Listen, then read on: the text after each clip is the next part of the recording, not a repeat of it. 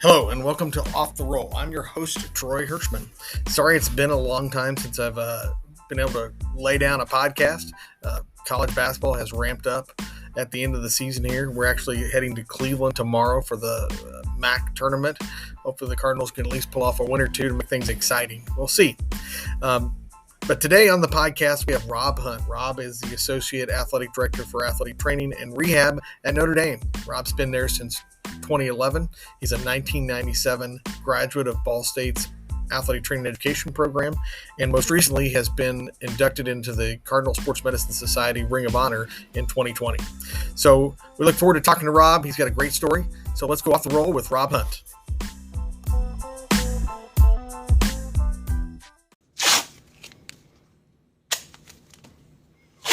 Welcome to Off the Roll. I'm here with Rob Hunt. He's the Associate Athletic Director for Athletic Training and Rehab at Notre Dame. I want to welcome Rob to the podcast. Welcome, Rob. Hey, thanks for having me. Glad to be here.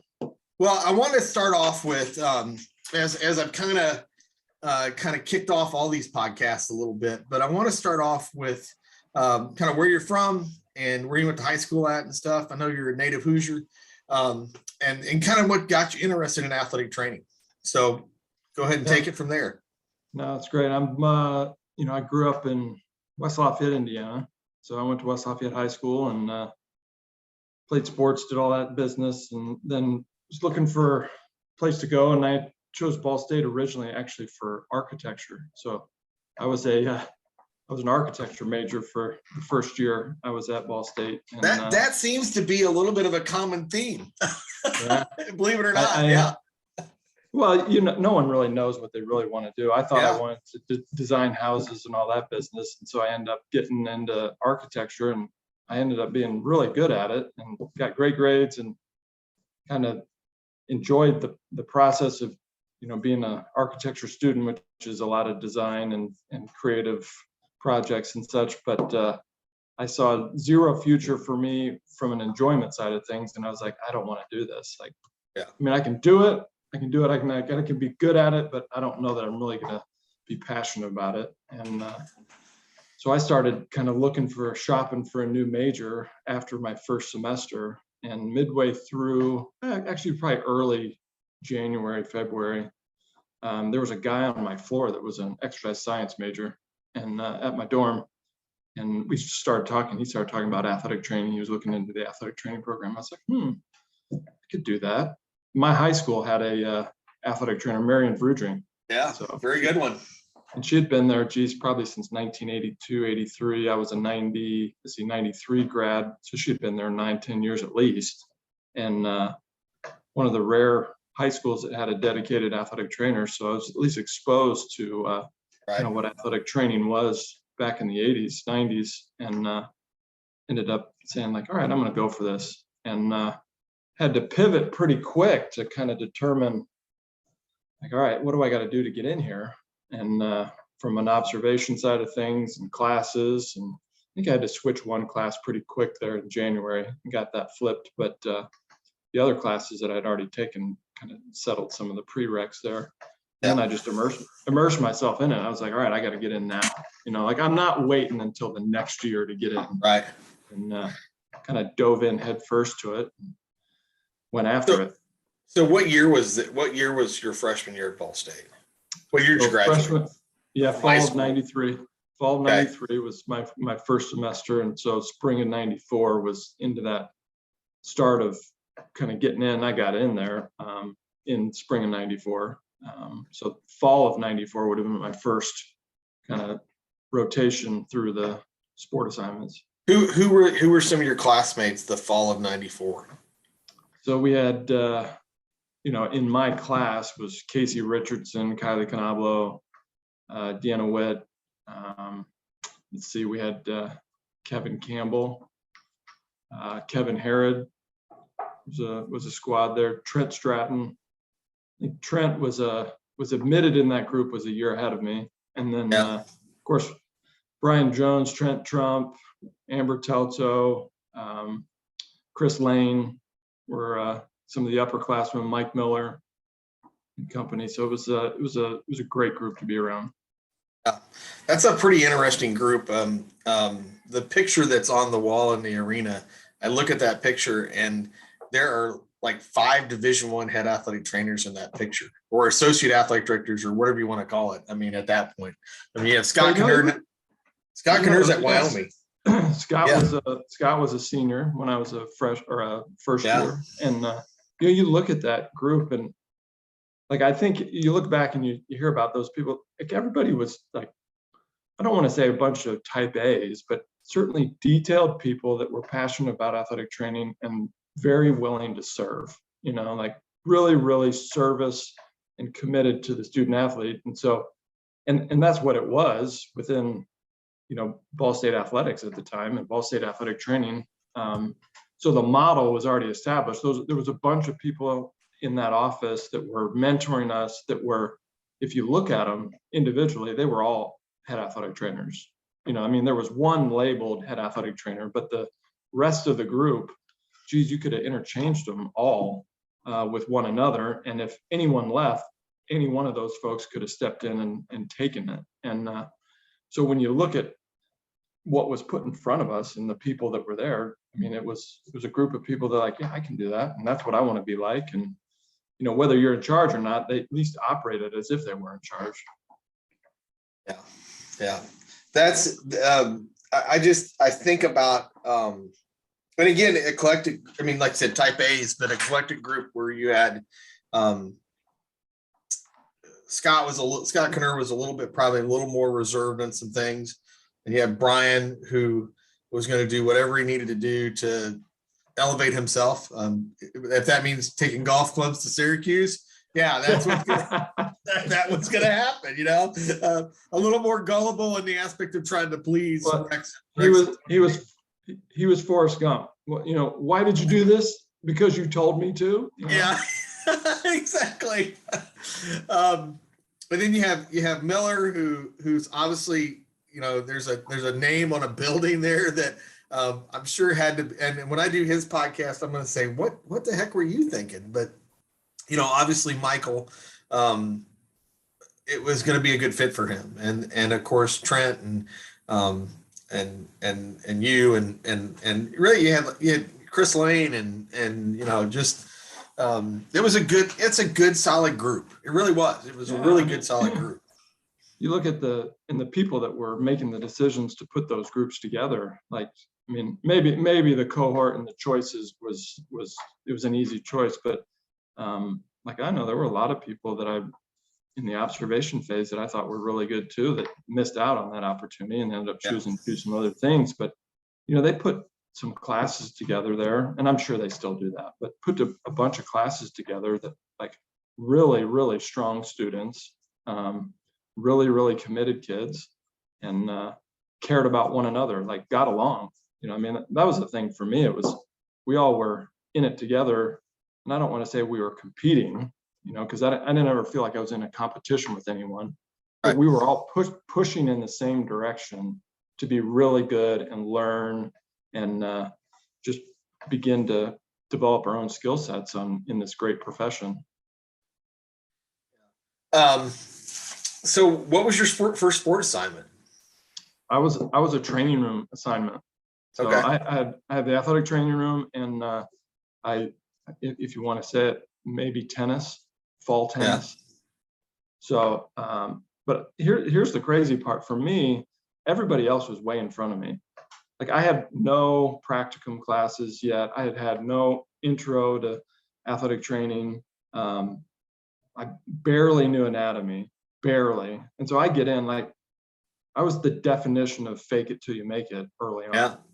Like I had no idea what I was doing. And so I ended up, my first rotation was tennis in the training room. And Chris Lane was, she put her arm around me and said, all right, you're going to do what I do. And I was paired up with her. She was a senior. It was her last round at it. And she's like, I'll teach you what you need to know. And she did it. And I can remember vividly, she's like, a tennis player came in and needed his shoulder looked at. Well, I had no idea. I couldn't do any of that. Yeah. But I pushed around on his shoulder, and Neil said, so what do you think? I was like, I have no idea what I think, but he's sore in this area. And and Neil asked me a couple of questions, and he said, "Did you? Is the labrum okay?" And he knew I had no idea, and I'm sweating, I'm like all red in the face. I said, "Yeah, the labia is fine." And he laughed, and I was like, I don't even know what's going on here. I have no idea what's happening. But I was like, I just kind of just like, yep. And then I had to be like, you know what? I better start figuring this out because it's sink or swim. You either figure it out, and I could make the excuse, all right, well, I haven't been taught that yet, right? Which is true. I haven't been taught yet. Or I can go figure it out and start asking some questions so someone can teach me it. And I just started doing that on repeat. But man, that first semester was crazy. And I can go back even a little bit earlier. Rex invited everyone to fall camp. He wanted all hands on deck for fall camp. So I got invited for fall camp. You get there early. Well, I haven't taped anyone. Okay.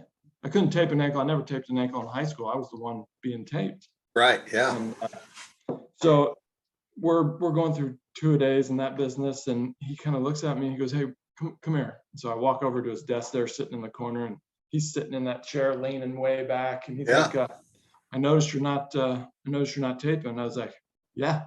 He goes, "So what's going on?" I go, "I don't know how to do it." And he goes, "Okay." He kind of looked at me and grinned a little bit, and he called Dominic Greenfield over, and he said, "You guys tonight need to teach him how to do it." And so I did it. The next day, I'm like, and taping is, still don't know what you're doing after one couple of hours of it. Yeah. But the next day, I was like, all right, let's try to wrap this stuff around someone's ankle here to figure it out. So. And I'm surprised. The poor guy that ended up getting his ankle taped the first time. Oh my God.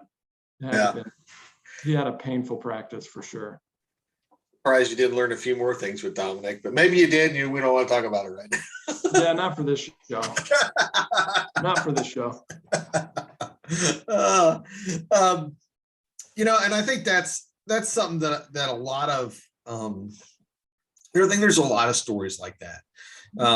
And how a lot of athletic trainers, start out just like you said, faking it until they make it. And nobody died, nobody got killed, nobody, nothing happened, nothing got, like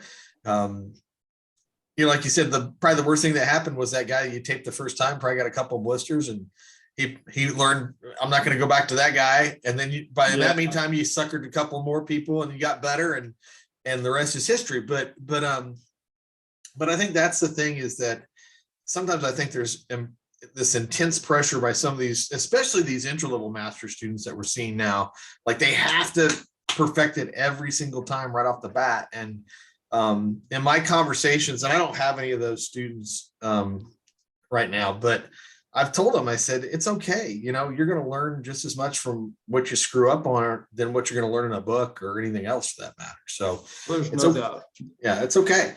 Yeah. There's no doubt. Like in the, I don't think fake it till you make it's the way to roll. It's not right. But that's what I was doing. But like I heard a few months ago, a guy said, it shouldn't be fake it till you make it. It's be it until other people see it. And it's probably a better way to look at it, but you learn it and teach it and practice it and just keep doing it over and over, and eventually someone's going to see it and go, you know what, that guy's doing pretty good over there.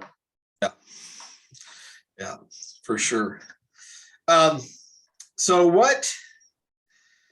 So tennis was your first semester, tennis in the athletic training room. What were some of the other sports that you worked in your time at Ball State? I got a chance to work gymnastics. I did football. I had basketball for 2 semesters with Tony, which was a great experience. And then in my last year, I had volleyball, and I was off campus. Really, really good learning. Great mentors through that. And I mean, just once I got through that probably first semester, I dove in, and kept going. Yeah. Anything, and I've been asking this a little bit to the ones that would know, particularly those who were with Rex and that group. But any memories of any crazy stuff that happened during that time? Anything that anything that you sticks out to you that you bring up every now and then? Yeah, it's funny. When we were out at the football stadium, someone always went on a run to the village pantry. Who's making the run today to go get garbage? But it was snack time, while the team was in meetings and such. And I didn't know.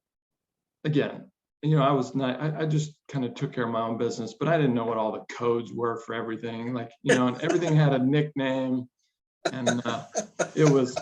But I remember I was going to buy 2 schlongs, which was popcorn. Yep. Okay, of course, wildly inappropriate. But but that's what I'm going. So I'm going in. I'm going, and the other thing I remember, Spinal, which was a Mounds bar. Of course, I didn't know that, but it's just Mounds upside down and backwards. And the other one was Retzen, which was Rex always wanted his certs, and he just called it Retzen. And I had no idea what that was. Zero clue what that one was. So I'm going there, I'm getting all the student stuff and buying the staff stuff, and I'm coming back and start putting it out, divvying it out. And Rex goes, there's no Retzen. And I was like, all right, what do I do here? The boss here wants his Retzen. I have no idea what Retzen is. I looked all over for Retzen. There is no Retzen in the gas station. Okay. But I'm about ready to unfulfill his order here. And I go, yeah, they didn't have any. Of course, he looked at me and he knows full and well that they, of course, had plenty of certs with Retzen. He looked at me. I was like, yeah, they didn't have it. They didn't have any certs. I was like, no, they had certs. He goes, oh, just not Retzen? I was like, yeah, that's what it was. And I was just like, geez, this is brutal. It's like this whole initiation process of going to get snacks. Yeah. Oh my gosh. So he actually just hired one of my former students at Ball State, who happened to be, she was in Daytona Beach anyway, working at a high school, and had asked me about this job at Embry-Riddle. And I said, oh yeah. So we were texting back and forth, and he hired her. So I said, the first day that you go in there, I did not say, go buy a big thing of popcorn and call it a slog. I did not do that, but I did say, go buy a Mounds and take a Mountain Dew and put it on his desk your first day at work, and you'll be golden. And she said, I did it. He just laughed. He was laughing like, all right, you've been talking to somebody. So yep. He got his Mounds and his Mountain Dew. But it's no reds. Yeah, that's right. No, they didn't have any. It's an easy way to buy him up. By the time I got to Missouri, he was, who knows what his lunch routine was, but back when I was at Missouri with Rex, he would buy peanut butter and cheese crackers and a Mounds bar and a Mountain Dew. That was lunch for probably 9 years. I think I watched him eat that for 9 years. It's like, how does this guy do this? But he did it. No breakfast, and finished the day with a massive dinner. It was intermittent fast, almost intermittent fast. Today's intermittent fasting, calorie restricted diet. Yeah. Super health. He was ahead of his time and didn't even know. He was. There's no doubt. Now, when we went to, we were at Missouri and we were off site, and he was passing a kidney stone from all that Mountain Dew. I think he was probably rethinking his diet at that point. But we all drank Mountain Dew, though. Yeah. I agree. I did too, and I wasn't a big fan, but that's what you did when you were there. So it's just you kind of did those things. I mean, that it was kind of crazy the year I was at football, because it was one of the few years that it was all guys, no girls. And so the hijinks got a little bit more risque because we didn't have to worry about anything like that. We had like somebody had sent Rex a birthday card with this small penis in it, like a little plastic one. And we put it in a jar, and we told one of the managers it was Tony's because he was done having kids. And so he just had it removed, and we put it in a jar and put it on a shelf there in the athletic training room. And Tony played it to the hilt. Like he would like wait for that kid to go to the bathroom, this manager to go to the bathroom, and he would go purposely sit down and pee. So he would pull the whole thing off. So yeah, it was, you know, and but that was part of it was all part of the routine and the culture. It was the culture. And I think that's what made it really special for my group, for your group. You know, it was kind of what was out there. So yeah, I think I just remember such good teachers, great instruction, and you know, everybody wanted to share their knowledge. You know, yeah, it was one of the culture of sharing information and true collaboration. That's how you got better. Yeah. Yeah. And letting you do it. I think that was the thing. You know, probably by the time you were working volleyball, there wasn't somebody looking over your shoulder and checking on you all the time. It was you. That was it. And you had to take those skills and what you learned and really put them to practice in doing those things. And it, you know, you did your best in the aspect of using your best judgment and what you had learned and stuff. At the same time, sometimes things didn't go the way you wanted them to go, and you had to figure that one out too. And I think you know, having those experiences gave us a level of humility that served us well going forward in those opportunities that we were going to have to professionally develop and grow down the road. Yeah. Whereas when everything goes right, you never have those opportunities to work through those disappointments. And sometimes I think that's what young people today are struggling with, is that they've been successful the whole time. And it's when you have adversity, you got to learn how to deal with it. You know, there's a lot of things that are, you know, off script that you got to learn to adapt to. And it's great having good plans and great preparation, but every now and then you're off script, and you got to be able to problem solve and kind of focus and refocus on what the actual problem is that you're currently dealing with, so that you can improve on it. And that's the, you know, work through experience that we were pressed into, and probably too early. I mean, like probably sooner than we needed to. And I would guess that it made some people, you know, not successful, but I think the majority of the people that were in that program at that time certainly benefited from the opportunities to be able to fail or make mistakes. And like you said, we had good teachers and good mentors to kind of help us work through those things. And you know, even because Tom had kind of gotten there right at the beginning of Tom Widener was either there or right there when you started in the program, right? I mean, he had been there maybe a year, 2 years. It's ironic. He's actually retiring this year. Oh, no way. Yeah, Ball State's offering this crazy retirement package for tenured track faculty, so he's going to take advantage of it. So I got to get him on this sooner than later to talk about those things. You know, the story for me, like with one of my favorite stories with Dr. Widener is, and I share this all the time. When people ask me, you know, how'd you learn how to tape? I said, I learned from a blind guy. And he taught my practicum class on intro to athletic taping. And people are like, no way. I was like, yes, way. He taped brilliantly without being able to see. And I learned probably 90% of my taping from a guy that was visually impaired. And it was it was amazing. You know, it was amazing the things that he taught and kept doing even without his sight. He came in one time, and when I was doing the athletic training workshops for the high school kids, and one of the kids asked him, said, "Can you still tape an ankle?" And he goes, "Oh yeah, hop up here on the table." And I got him some supplies and, you know, kind of showed him where they were, and he whipped that thing out like it was nothing. I mean, and the kids were their jaws were just hitting the floor. They could not believe what they just saw, and he's just laughing.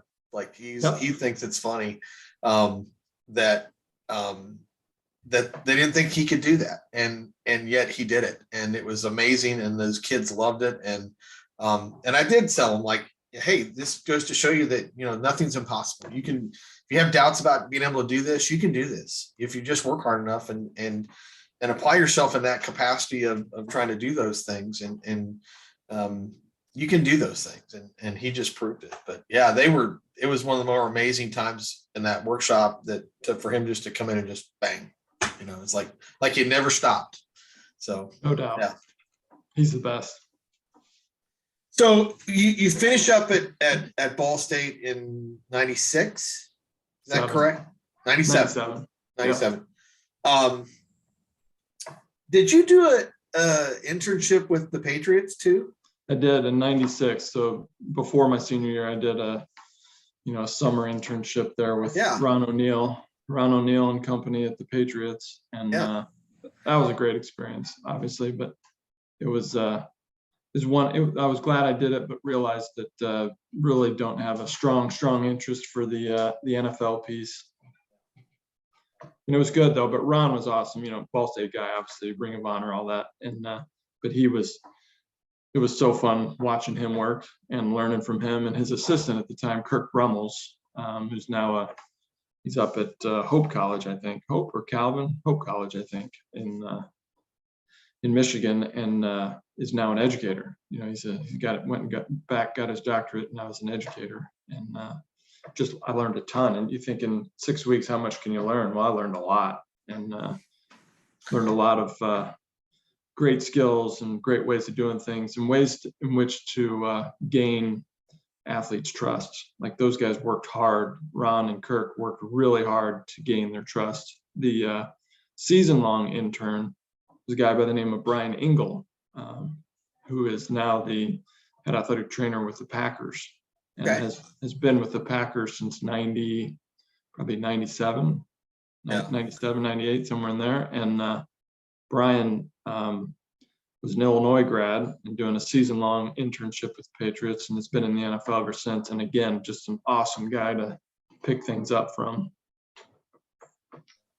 You know, and I wholeheartedly agree with you. I mean, that's the thing. When I did my internship with the Eagles, it was awesome to have that experience and learn a lot of different things. You do realize along the way that maybe it's a little more of a business side of things than it is, and not bad. It's just what the emphasis is, and that's what it is. And but just the different things you saw and stuff. And I didn't know if you knew this or not, and if Ron had told you this, but he was also an architecture major coming in from Ball State. Yeah, he was. That's fun. Yeah, Ron said he was. Mark Lahr, architecture major. Yeah. So that's critical what I think. thinkers, you know.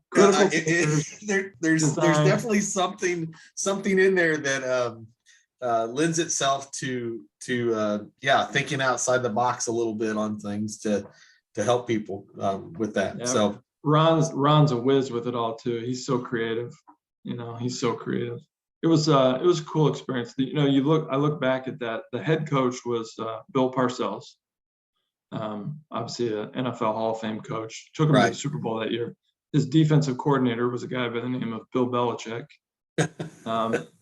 His offensive coordinator was Charlie Weiss, and his special teams, or maybe it wasn't special team. Yeah, special teams guy was Romeo Crennel, and all those guys ended up being head coaches. You know, NFL. Yeah, it's pretty cool.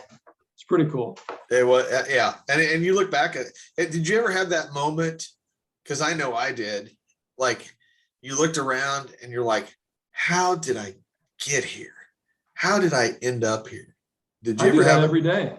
Yeah, well, you did. I walked down the hall and I walked by 7 Heisman trophies, and I'm going like, man, this is still really cool. Yeah. You know? This is still really cool. And I look at some of the things that you're around and you're like, it's just work, you know, it's still just me and this ankle and this kid that I'm taking care of. But if you take a minute to look up and look around, you're like, golly, who who can say they get to do this? This is so fun, you know? Yeah.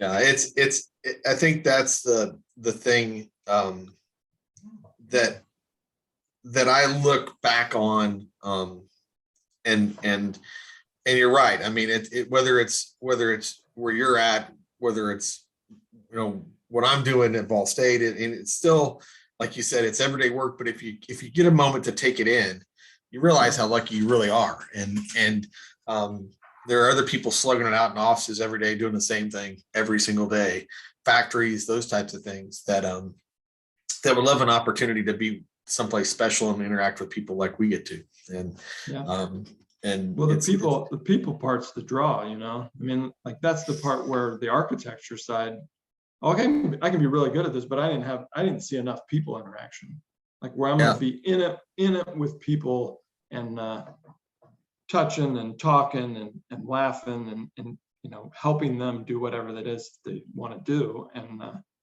that's where athletic training, I get to be around people every day. I get to take care of people every single day.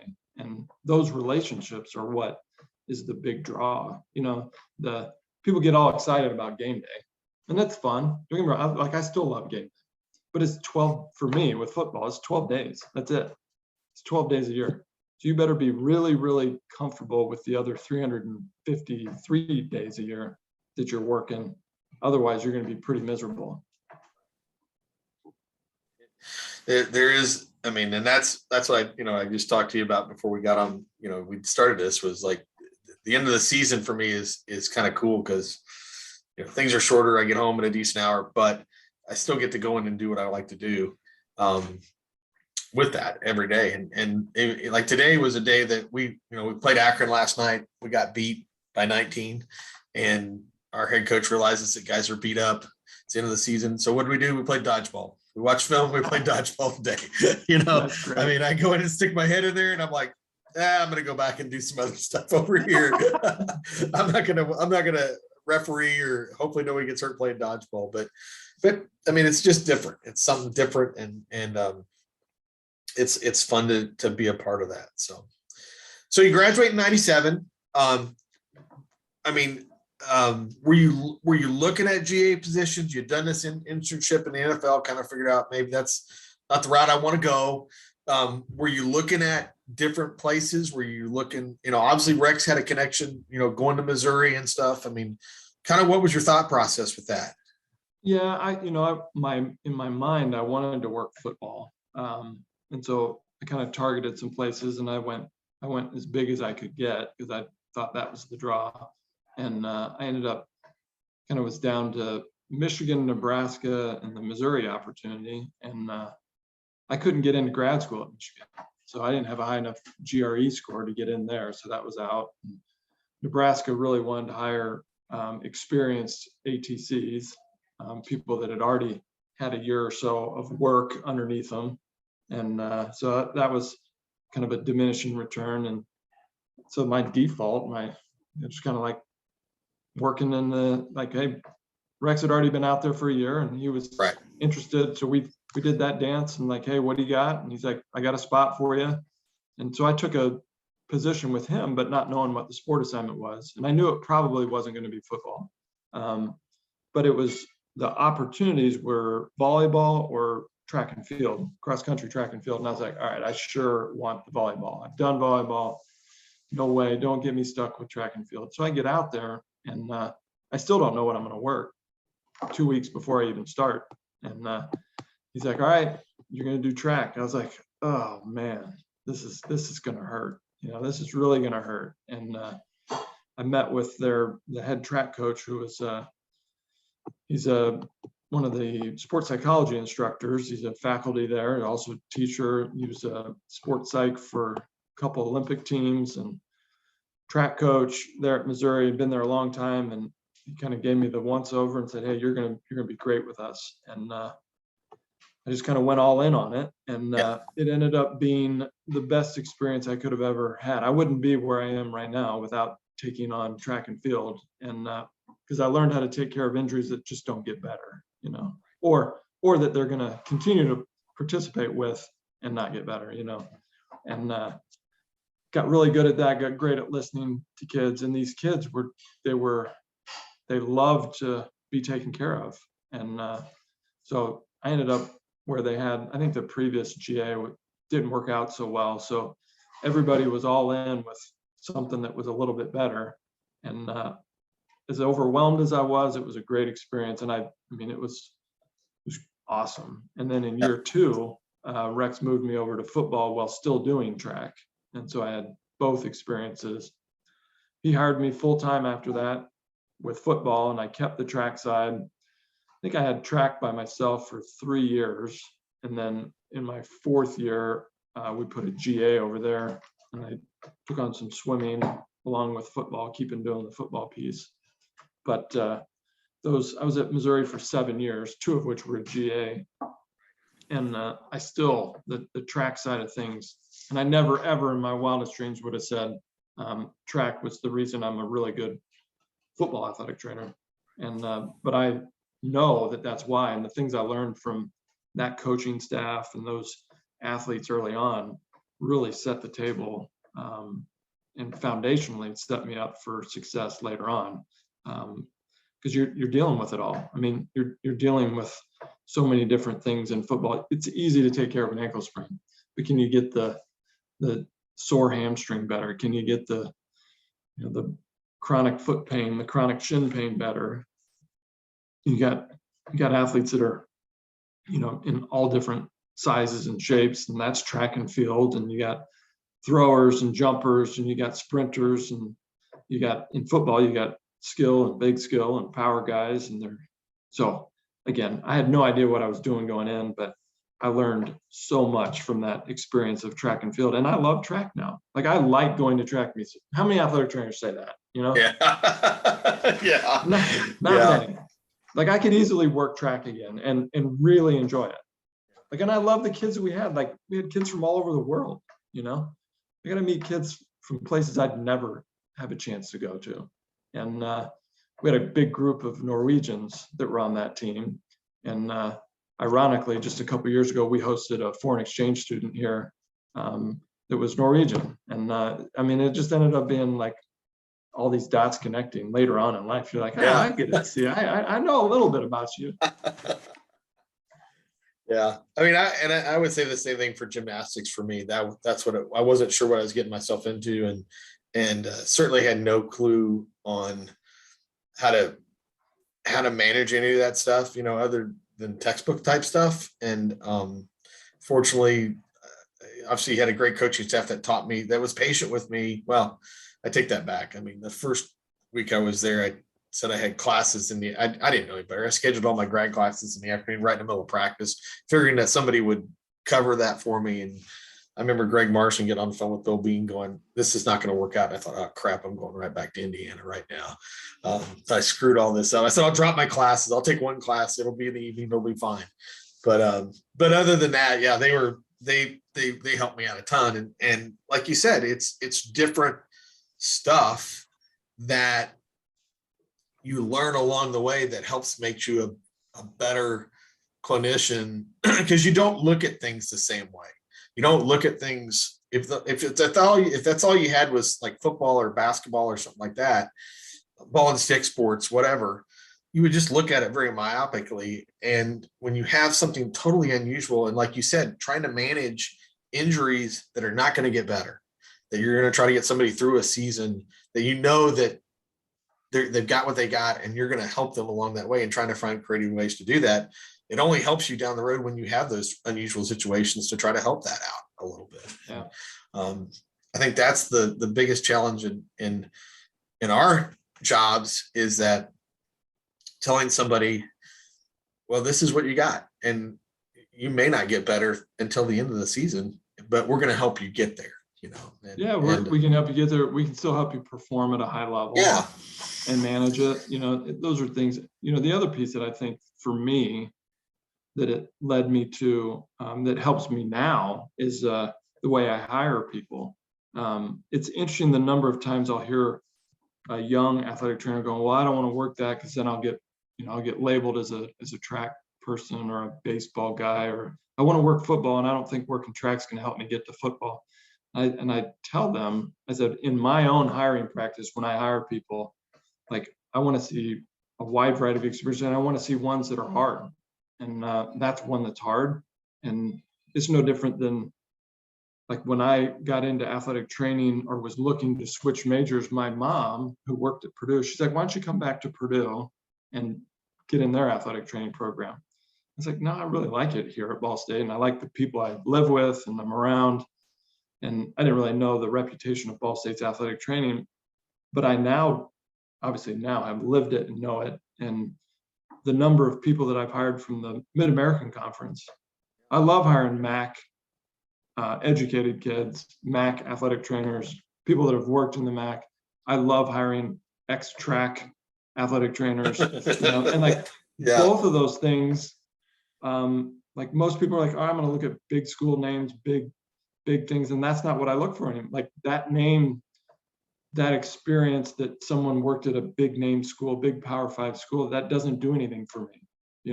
It doesn't move the needle in the way I hire for our team.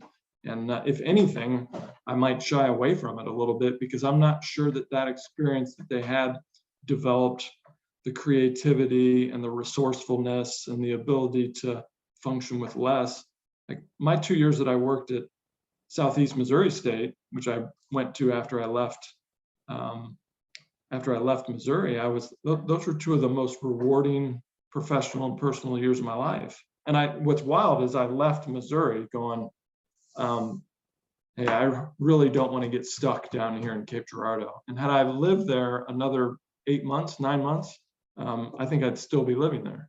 Like had my twins been born there, I think I easily we'd have stayed there. We'd have been there forever. Yeah, I mean, the community. I mean, that's I think a lot of times is what makes that go too. Is that you have a nice community and you have a good situation at the place that you're at school, whatever whatever's going on there. Yeah, that's where you want to be at. And I think, especially like, I agree, like when you have kids, and I'm learning this a lot right now, because my kids are getting to the point where they're getting involved with stuff at school and opportunities pop up, and then you're like, I'm good. I'm good right now. When I took the job at Southeast Missouri, I was going to be a head athletic trainer, which is what I wanted to be. That's what I wanted to do. And we're going down there. I had a 2-year-old son at the time, and my Krista was pregnant with our second, and she was born in Cape Girardeau just a couple weeks later. And it was like, you talk about chaos. And I'm trying to be a head athletic trainer, and just when you think you're ready, you're not. Like you're absolutely not. It's wild. You're like, oh yeah, I got this. I remember my first staff meeting at SEMO. They had already had a cadence like every Wednesday afternoon or something, and so I was like, all right, we'll keep that. And so I'm getting ready for my first staff meeting. I really don't know what I'm going to talk about, because Rex was non-staff meeting, so I didn't really have a model to look at. Right. So I'm like, all right, I'm going to do this. This is a good thing. And we get done with it. And I look at the longtime assistant. I go, that didn't go very good, did it? She goes, no, it didn't.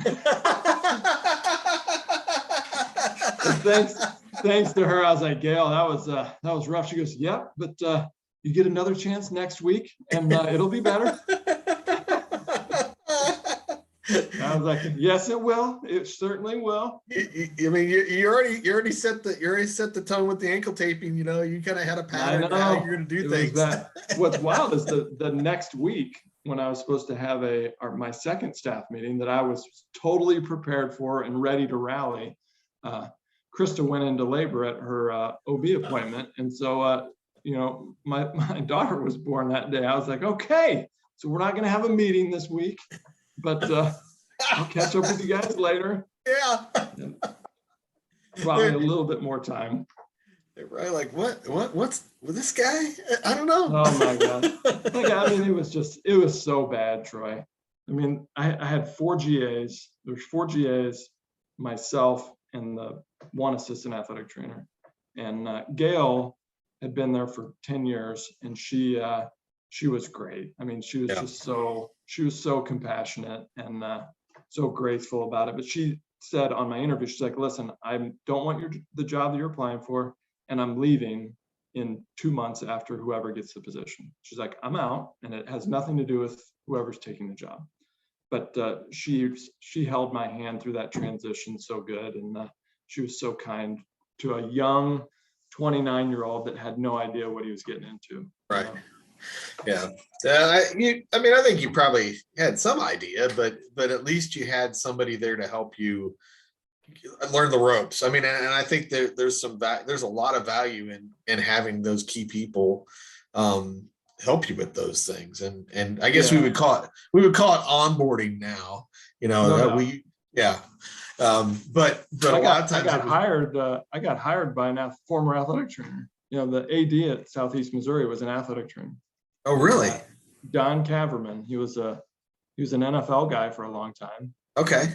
Ferris State, and then he was with the Lions. And, oh, wow.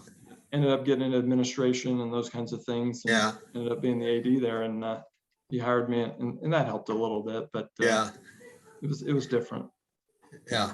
Yeah. Especially, I mean, there's not too many of us out there that have had a chance to work with an administrator that was a athletic trainer at one time, which because sometimes is good and sometimes is bad, but either way, at least they can understand what you're talking about, if that's the case with what's going on. No doubt. So from Southeast Missouri, you're there 2 years, and then you get this opportunity for Oklahoma State. How did that present itself?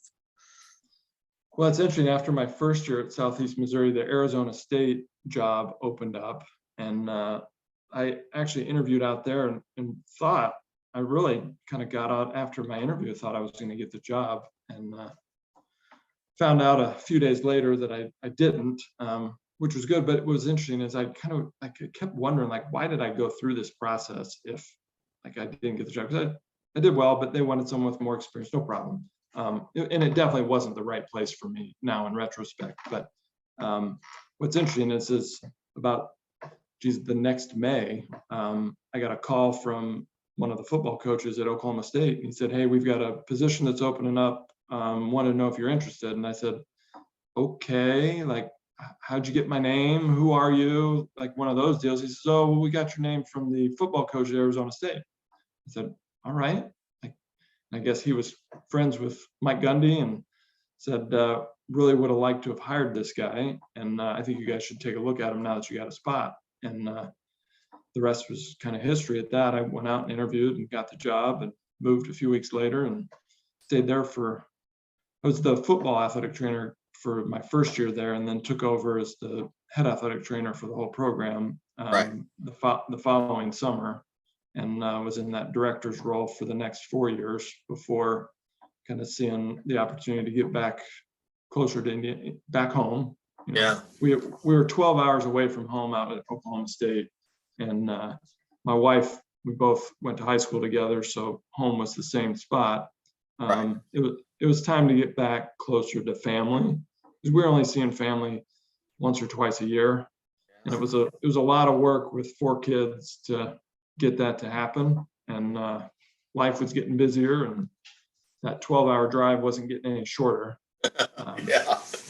So I kind of started targeting some opportunities to get back closer to home, and we did the whole 5 years in Oklahoma and lived that life, and then transitioned back to Indiana. So it's hard to believe, but and doing a little bit of background research, so you came back to Notre Dame in 2011, right? Yeah. It's almost been 11 years. Does it seem like it's gone that long?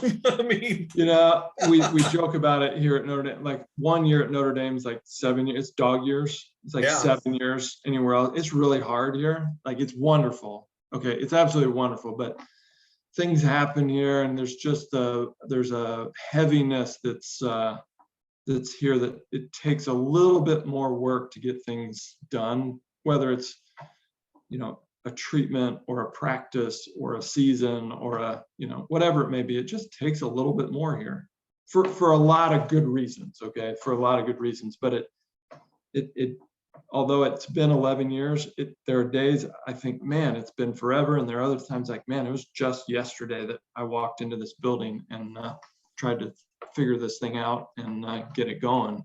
And so a little bit of both, Troy. It's one of those things like I can't believe it's been, that long. It's been 10 full seasons of football, and I'm finishing my 11th year. And you're just kind of going, wow, it's a lot.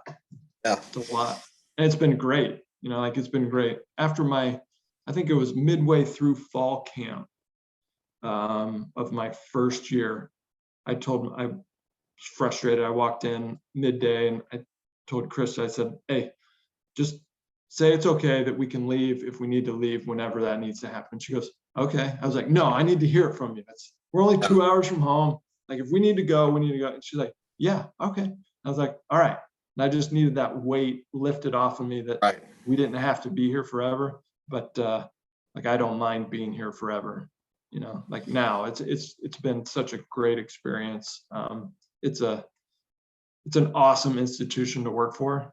Like, it really is. Like, and don't get me wrong, like, I grew up now, Troy. I grew up a Purdue fan. Okay. There wasn't any love for Notre Dame for anything as a Purdue fan. There was no reason to cheer for Notre Dame.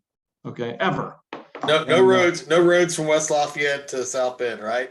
No roads. No. I mean, I went to a Purdue Notre Dame football game in 1992. Okay. And watched Notre Dame absolutely just destroy Purdue in the rain up here.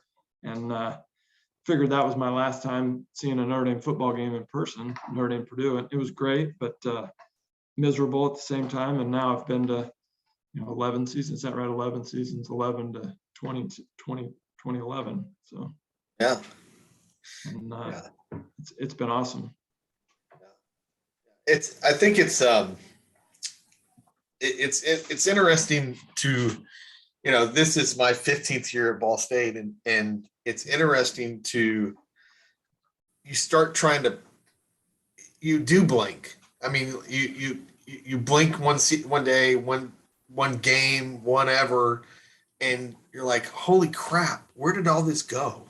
And that's what I was talking to Neil a couple days ago, and I'm like, I remember setting out in my truck with you talking about, can you think you can endure this season with Ronnie Thompson? I'm like, yeah, I'll be fine. I'll be okay doing this. They were in that in between with Tony being gone and whatever. I remember that, but it seems like it was yesterday that we were having that talk. And now here we are down the road. And I mean, I've got 3 kids. I didn't have any kids back then, and just in a different place, but so much the same, like you said, and we've had some influx with our staff and stuff this year, and it's been a little different. It's got a different feel with things, but it's still a lot of the same. And I think that's, there's some solidness in that, and like what you talked about, if you've got a great place to work with people and facilities and whatnot, it's okay to be where you want to be at. But like you said, I got the green light. If it's time to go, I can go. Yep. I have that power to do that, so like it's interesting when we first got the Notre Dame's got a wonderful educational benefit that pays tuition for your kids' college and those kinds of things. It's a great deal that they can take anywhere. They don't have to go to Notre Dame. But I've got a sophomore in college now and a senior in high school that's about ready to embark on the college experience. And back 10, 11 years ago, we were a long way from this point. Okay, we were a long way. And so that educational benefit is like, I don't want to stay for the educational benefit. Right. I don't want to feel like I have to stay for that. Now it's a lure, it's a draw, it's a recruitable piece that's important. But I just didn't want to feel like I was doing anything for money or benefits or something like that. And so I wanted to have that freedom or that release to know that should things change or whatever, some other experience would be a better piece for myself or our family, that we would do that. Well, now I've got the golden handcuffs on, like the kids are starting college, and it's a great benefit, like Yeah. those things are on. And don't get me wrong, like I'm not suffering in any way to just try to endure the next, what would be an additional 7 years of college for all our Right. kids. But it's a wonderful benefit here. Yeah. I mean, it's a nice piece that it's a little bit of a reward, the way I look at it. We've never counted on it, and prepared in a way so that we didn't have to. But it still gets you to a point where you're like, wow, this is what a generous thing by this institution to do. Yeah. They don't have to do that, but it's so generous. Yeah, it is, and Ball State's a lot the same way, and my kids are still a long way off, but it definitely plays into my thinking with things now, and honestly, I'm old enough that if I wanted to, be in 15 years, I could retire and still keep that benefit if I wanted to. Not retire, but I could do that and move on to something else. But my wife and I've talked about that a little bit too. She's probably about 5 or 6 years away from doing that, and because we're just older parents, we got a late start, and but it is, and you can look at it this way. I mean, that money that you would be spending in tuition, that's going to go to a very nice retirement package for you and Krista. You'll get that back. Don't worry. Yeah. You'll the golden handcuffs. That's okay. You'll be fine. Yeah. You'll be fine with that. One of the things I kind of ask a little bit too,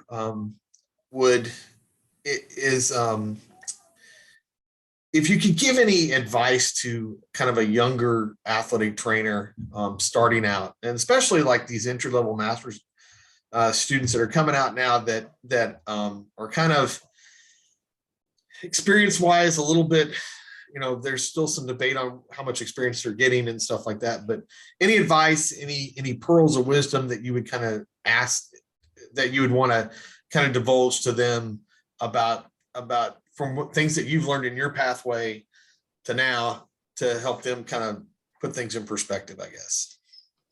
Yeah, I think one of my strongest traits, and what I would encourage anyone, certainly the hands-on skill set's great. It's important, your knowledge and background of anatomy and physiology is super, super important in terms of the learning piece. But the people that make the biggest difference are the ones that connect emotionally with their patients. And we talk a lot about it here at Notre Dame. We think we provide high-level care. We provide exceptional athletic health care. It's almost a concierge service in terms of going out of our way to make sure our patients have what they need. But there are times where it's not a great, like, if you look at it on paper, you're going like, man, this kid really went through a lot of stuff, like start to finish. That was tough. But if you ask the kid about it, they're going like, no, it was okay, because these people were with me through the whole thing. They sat in it with me, they listened. And so we talk about, we want good outcomes. Okay, the outcome matters. Okay, we want good outcomes. It's important, and it should be a focus for us. But the path to the outcome needs to be just as important. And that experience at times almost is more important than the outcome itself. We spend a lot of time with student athlete surveys, and we've gone through a lot of different iterations of our staff here, both personnel wise and rotations of who's covering what. And I had what I would have labeled a subpar athletic trainer, okay, skill wise, okay, skill set in terms of overall, like if my hamstring strain takes 10 days to get back, his was going to be 20, and it's just going to be a little bit longer, but no problem, right? Right. The student athletes that he cared for, the response that they wrote and evaluated him on were amazing. Okay, amazing. The way in which they communicated about him, spoke of him. And if you looked at him just clinically, just the single focus of outcomes, days missed, number of treatments required, whatever those metrics may or may not be, you would go like, I don't think this person's performing to the level that we need them to perform at. Okay, if you just looked at that. But then when you pair that up with what a student athlete actually felt and saw and experienced while they went through it, they loved the man. They loved him. And they like absolutely adored the care that they received from him, regardless of how long it took or what the outcome ended up being. And it matters, the experience that these athletes go through from time of injury or even before the injury to the time that they're finished with their injury or graduating is really, really important. And it's one of the things that I'm really proud of with my staff, but just the institution itself. Notre Dame's committed to the experience of our student athlete through their time, from the time they're admitted to the university to the time they leave the university and even beyond. But like that piece is really important. And those that immerse themselves into that connection, into that real, genuine empathy, like you're sitting in it, like you're in the hole with them, that are able to feel that suffering that kid's going through and be there with them. That makes a big, big difference in outcomes. Because I can get a guy to feel better really quick and he can go perform maybe for a period of time and go do great things. But the experience in that may be brutal to get to that point. But if we're just looking at the outcome for that person to be back in 3 days, like that's not it, Troy. Like that's not it. The goal isn't just get them back in 3 days. It's get them back in 3 days with confidence and trust and compassion and belief, and not only belief in themselves, but their ankle and the care that they were delivered, so that when and if they get hurt again, they go, this guy's got my back. This team of sports medicine professionals has my back. And I'm not talking about a fancy laser or big time stim unit or some high-tech cryo chamber, whatever those things may be that are, flashy and big. It's the other part. It's sitting there going like, hey, I don't think this is the best thing for you right now. Yeah. Those people that are able to decipher and kind of narrow that path down are the ones that make the biggest difference. And that experience is the one that's the most memorable for those kids. And I'll tell you, like I was forced into it at Southeast Missouri. We had nothing. My whole budget was $30,000 for everything, to treat Division I athletes. And it was awesome. The people that worked there worked so hard and the kids were so great, but I didn't have a choice. I didn't have anything fancy. So you had to figure it out, and you had to be with them.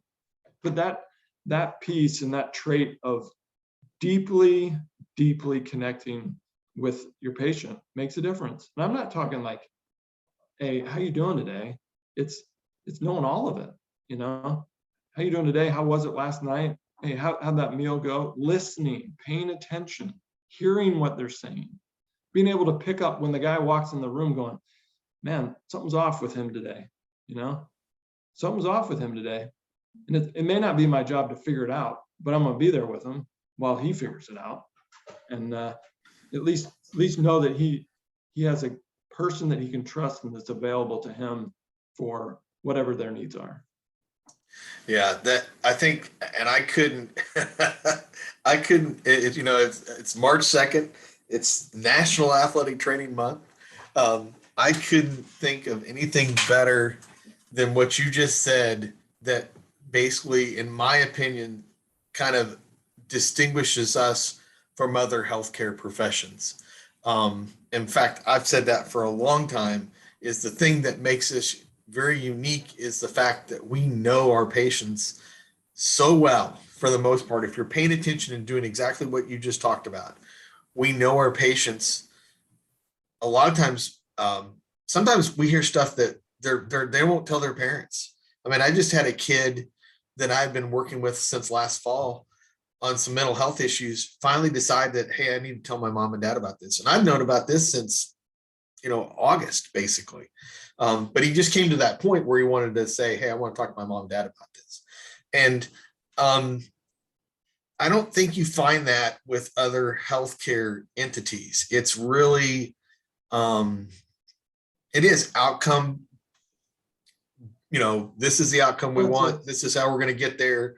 You're not saying that business model. It's a business model. No, that's exactly. It's about generating revenue. And there are some good physicians. There's some good healthcare providers that also do it well, but they're challenged when you're limited on time to spend with a patient. You're limited on the opportunity to sit and listen more than just the actual issue that's being taken care of at the time.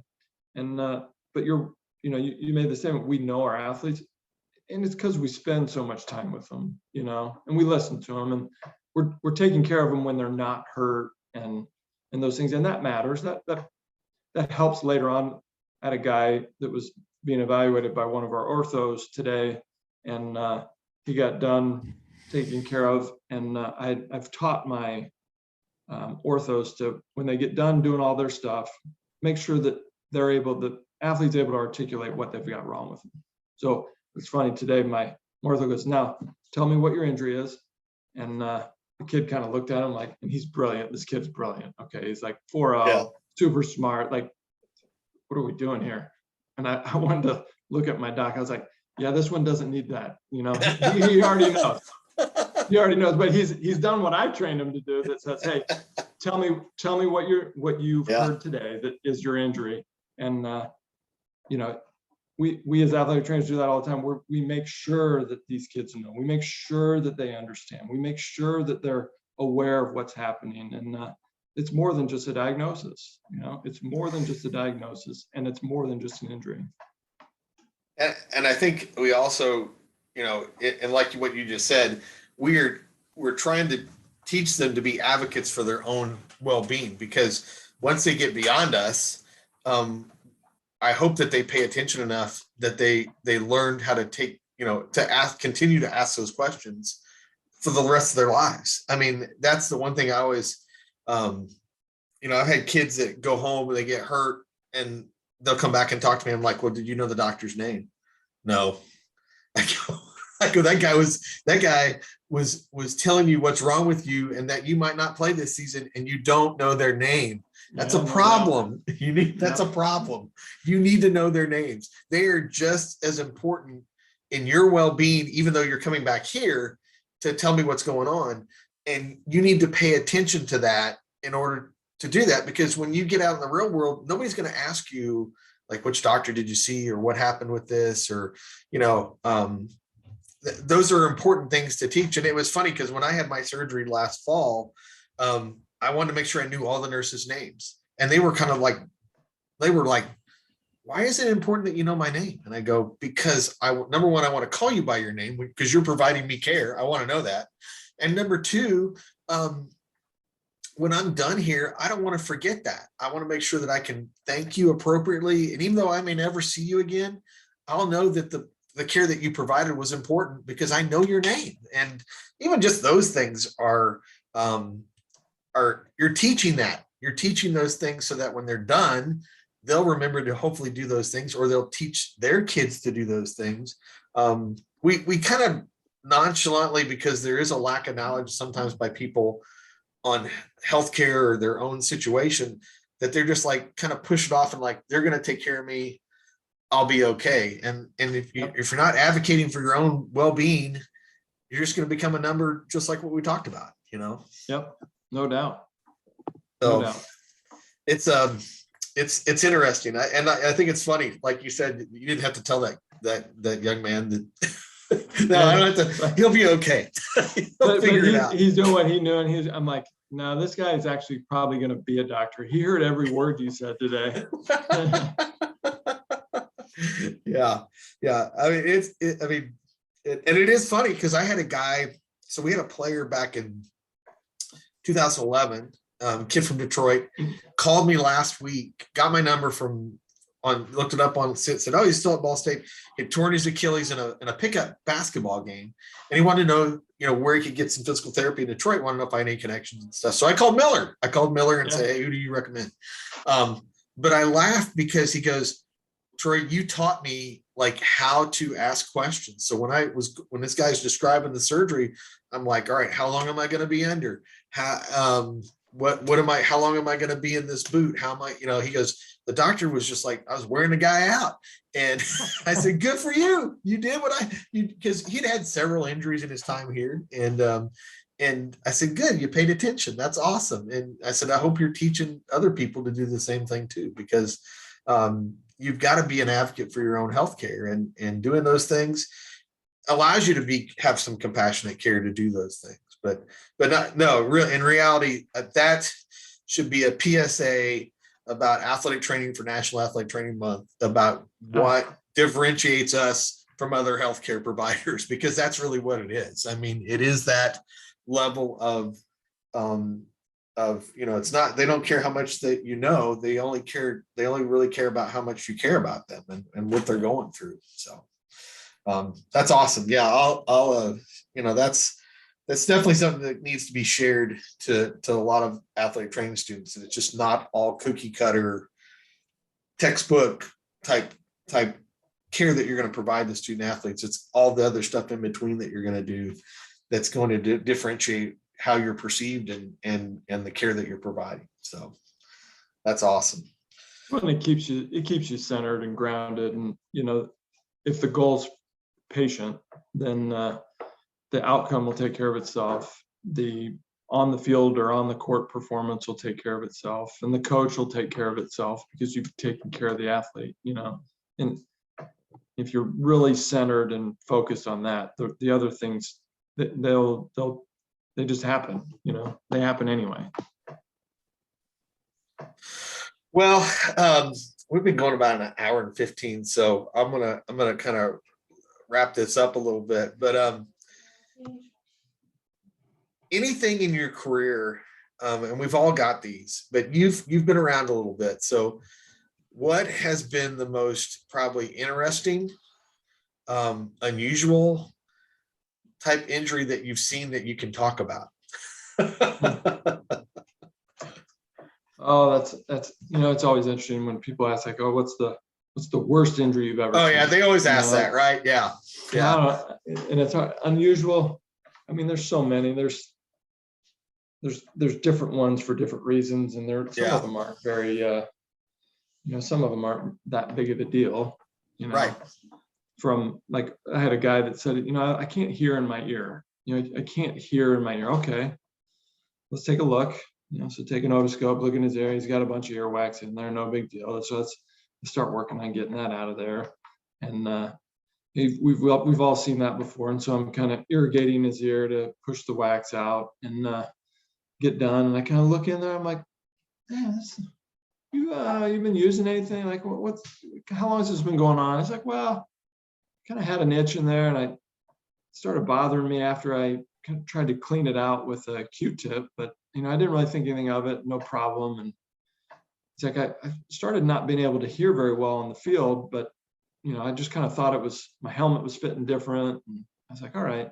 So as I'm looking around, and there's this something just blocking his ear canal. And so I'm kind of irrigating more and more and trying to get this thing to loosen its way and just back its way out on its own. And I can't. So I go and get just a couple forceps, and I'm thinking maybe if I can just get the tip of this, what appears to be solid earwax, I'll be able to just kind of gently pull it back out. And as I do that, I get a hold of it and back it out.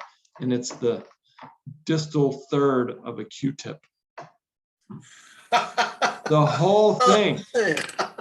The cotton, the stick, the whole thing. He didn't put two and two together when he pulled it out of his ear, or did he just not want to? He didn't want to say anything. Like, man, what do you like? Hey, when you cleaned your ear, did the thing break? I don't know, and I don't know if he didn't want to admit it or he really didn't know. But I'm going like, wow, this is a first for me. I haven't seen one of these.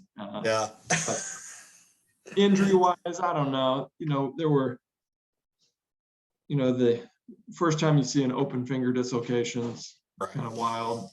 Kind of like, do I put this thing back in right now, or do I just worry about the wound?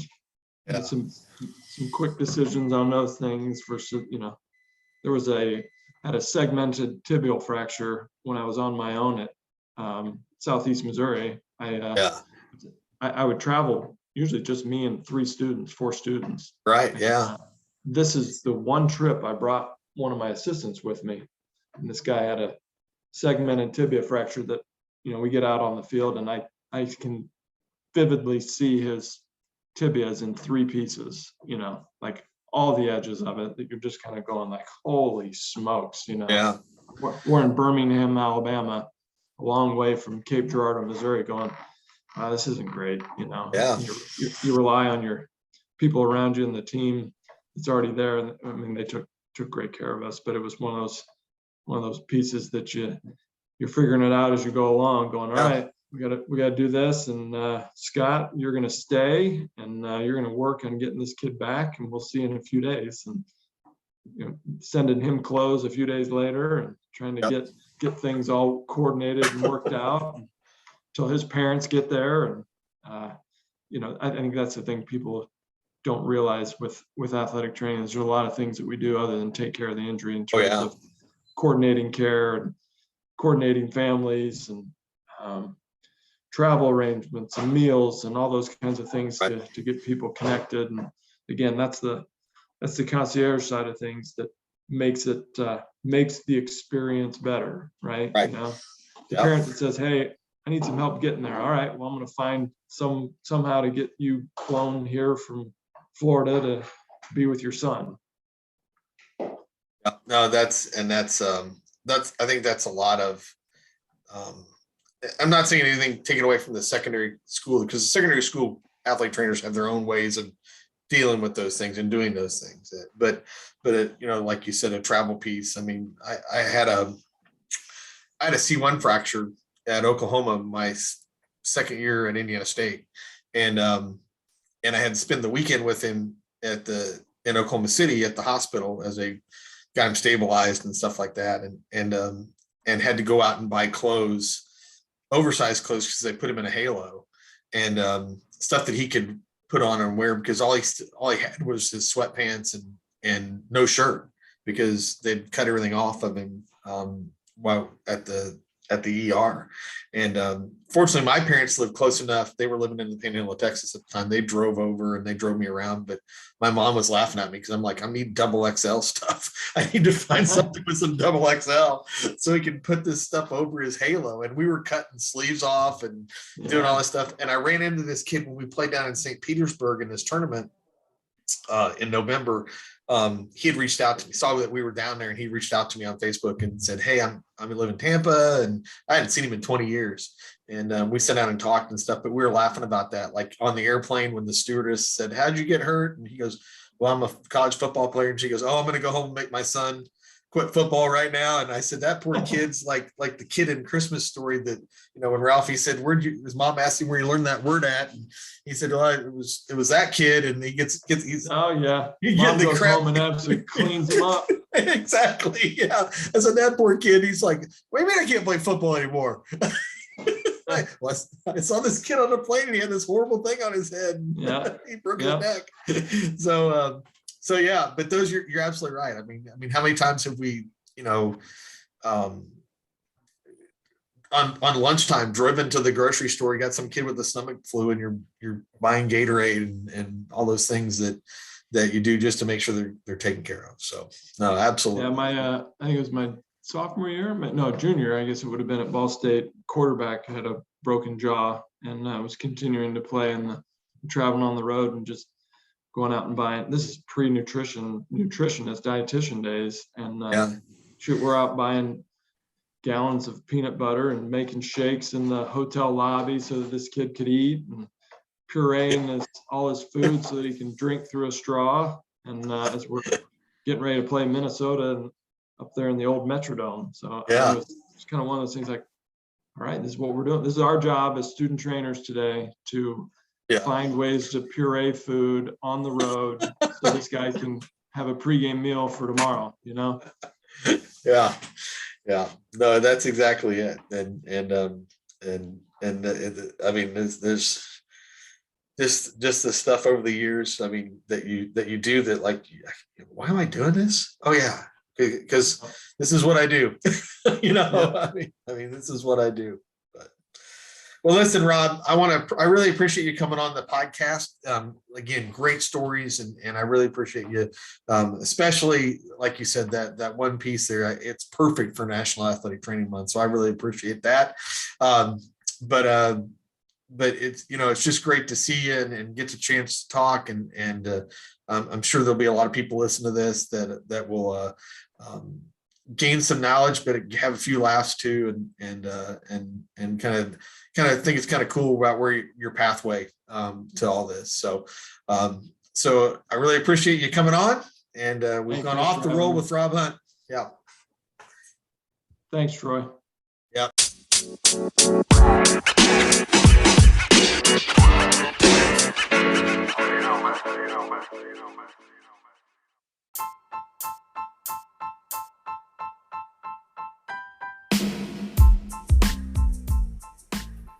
I want to thank Rob for coming on the podcast today. It was a great story. Great to hear from Rob and his journey from his time at Ball State all the way to Notre Dame. Ball State has some very prominent athletic training alumni at some major Division I universities, and we're very proud of that fact. So it's great to talk to Rob and hear his story, and I think we'd find it probably not unlike a lot of athletic trainer story as they moved up the ranks, just not to as big of programs or big of visual programs that we have. If you have any feedback for our podcast, make sure that you reach out to us on offtherollpodcast@gmail.com. Give us some feedback. Let us know how we're doing and what you think of our podcast. And as always, we enjoy hearing from you, the listener. So everyone have a great day, and we'll hopefully catch you sooner than later. Hopefully not as far between podcasts as we were this time. Take care.